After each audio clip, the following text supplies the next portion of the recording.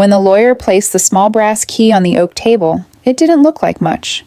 It was old, scratched around the edges, and cold to the touch, the kind of key that might have once belonged to a forgotten drawer or a locked shed no one used anymore. But the way he spoke about it made it sound different. Sacred, almost. "Your father asked that you receive this personally, Miss Evelyn," he said, sliding the key across the table with both hands. "He said you'd know when to use it."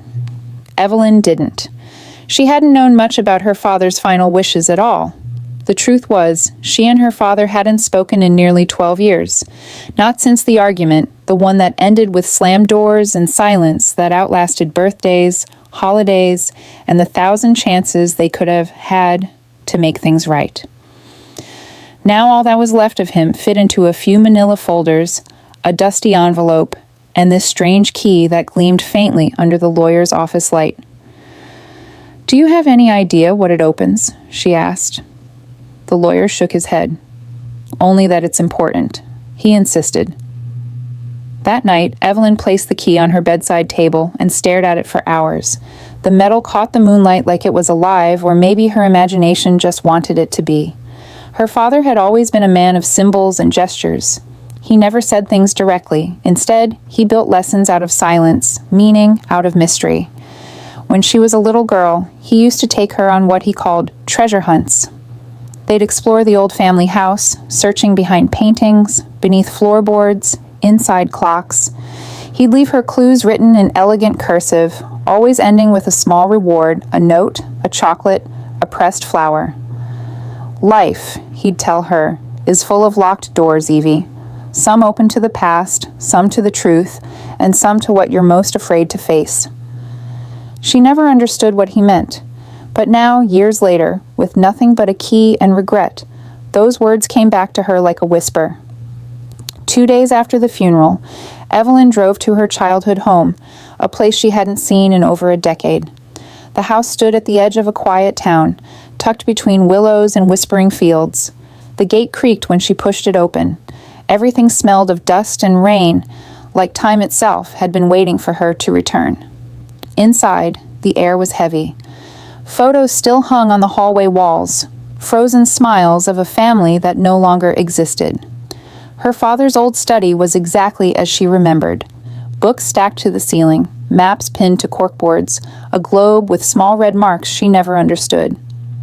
But she was looking for something specific now, something the key could open. For hours, she searched every drawer, every cabinet, every old chest. Nothing. Until she noticed the clock. The tall grandfather clock had always stood silently in the corner, ticking only when her father wound it. She remembered how he used to touch it with such care, like it guarded something precious. Her fingers trembled as she opened the glass door and looked inside. Beneath the pendulum, barely visible, was a small keyhole, old, tarnished, and perfectly shaped for the brass key. Evelyn hesitated. Her heart thudded as she inserted the key and turned it gently. Click. The sound echoed like a heartbeat. Then, with a soft mechanical groan, the back panel of the clock slid open. Inside was a small metal box, dusty, dented, and sealed with wax.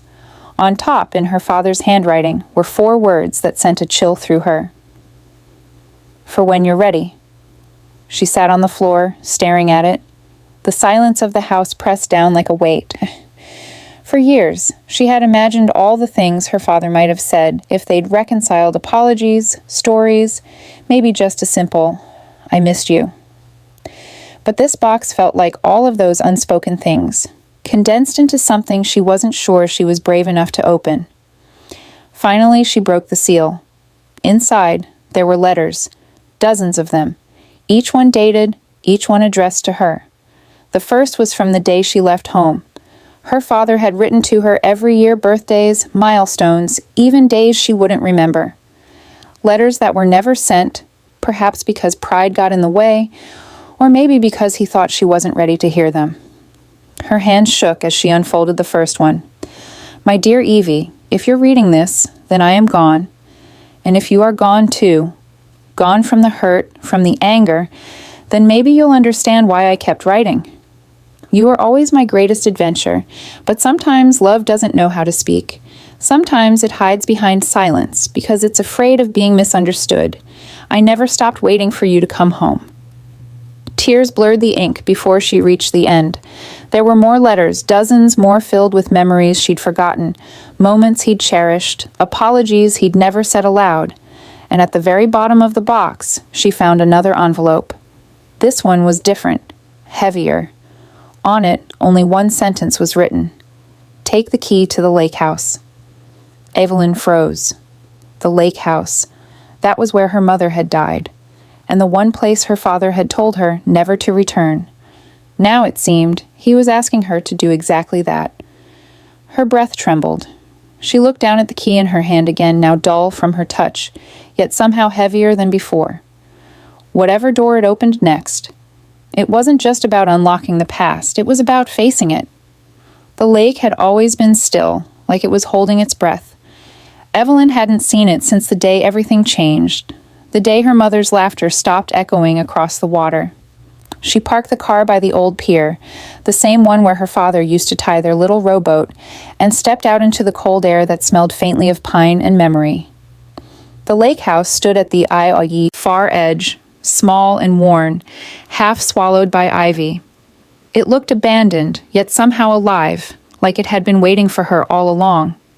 The key in her hand felt warmer now. She walked slowly, her footsteps crunching over fallen leaves. The world hushed around her as though it understood the gravity of what she was about to do. When she reached the door, her fingers trembled. She hesitated, not out of fear of what she'd find, but of what she might feel. Then she turned the key. The lock clicked open with a sound that seemed to echo through time itself. The door creaked as it swung inward, revealing a room frozen in another life. The scent hit her first old wood, lake water, and the faint trace of her mother's perfume. Dust floated in the sunlight that streamed through the broken blinds. There were photos on the wall, furniture covered with sheets, and on the table, a single wooden box. Inside the box, she found a faded photograph, her mother holding a baby, smiling softly at the man behind the camera, and beneath it, a small envelope. On it, her father's handwriting again. "For both of you." Her breath caught as she unfolded the letter inside. "Evie, if you found this, then you face the hardest door of all, the one between forgiveness and memory. Your mother and I built this place to hold love, not loss. But when she was gone, I didn't know how to stay without her, and I couldn't bear to see you reminded of the pain every time you looked at me. So I kept the distance, thinking I was protecting you, when really I was protecting myself. The truth is, your mother never left. Every sunrise, every ripple in this lake, she's here. I hope you can feel her now.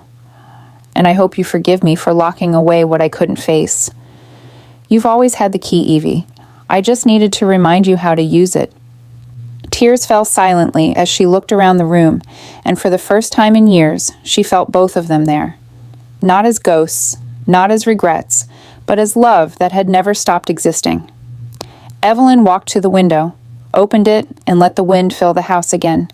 The lake shimmered in the distance, golden with evening light. She placed the key on the sill and whispered, "I'm home, Dad." For a moment, the breeze stirred the curtains gently, almost like a response, and just like that, the house exhaled.